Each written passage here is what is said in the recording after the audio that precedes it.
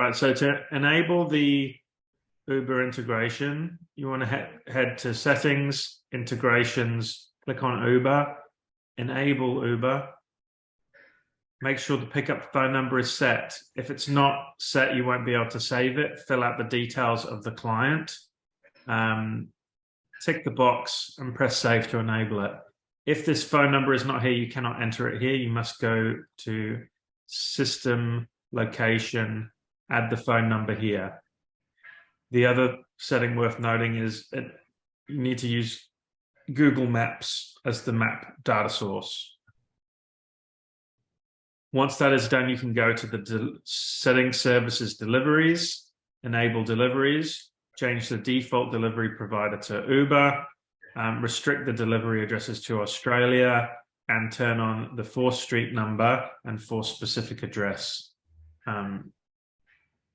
checks here, and then press save. Under the fees, make sure it's set to none. There are no zones already loaded. Set your order timings and set your wait times and auto statuses. You want to have all of these turned on because this calculates the estimated delivery time. This is what Uber uses to know when the driver should pick up the food. Okay. Yeah. Now, if this is not set, everything will just be set to immediate and the driver will turn up straight away. This is bad because unlike Uber Eats with Uber Direct, if your client makes the driver wait, they will be charged.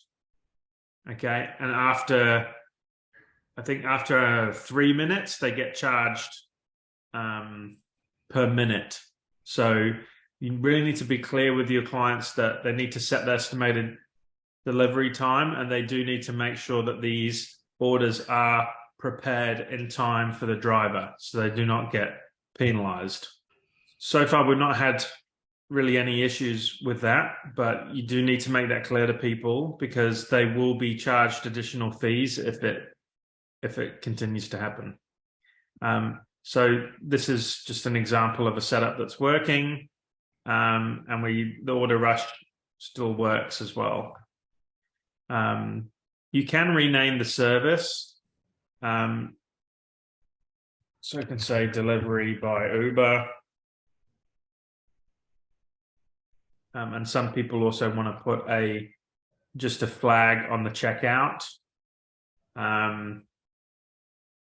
saying, delivery by Uber. And some comments about it's a third-party delivery and we're not responsible for the food.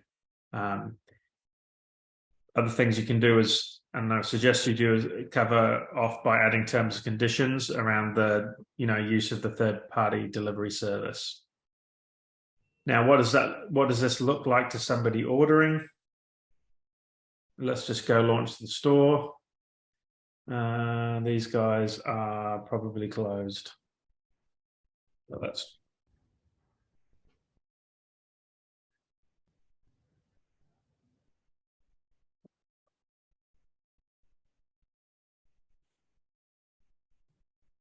go choose. I'll just choose a later time. Feel like chicken today. Let's make it a meal. Okay, so here's my order. Go to the checkout now. Fill out some details. And then once you've filled out the details, it's going to go to Uber and it's going to calculate the delivery fee. And this has now been added to the $38.50. So now the total is $50.28. So the $38.50 less the percentage will go to the restaurant, and the $11.78 will go through to Uber. And then once they make payment, that will send the order, and the driver job will be set up. On the dashboard,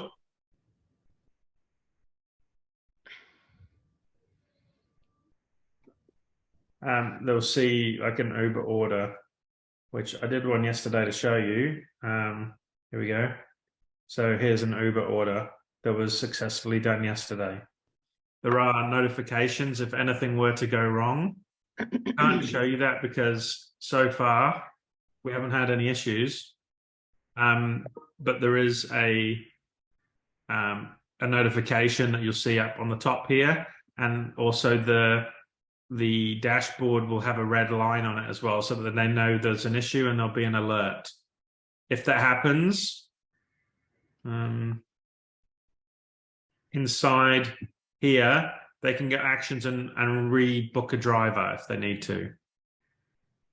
Or they can cancel the order, refund it, and obviously if that was the case, it'd be a good idea to just call or message the customer.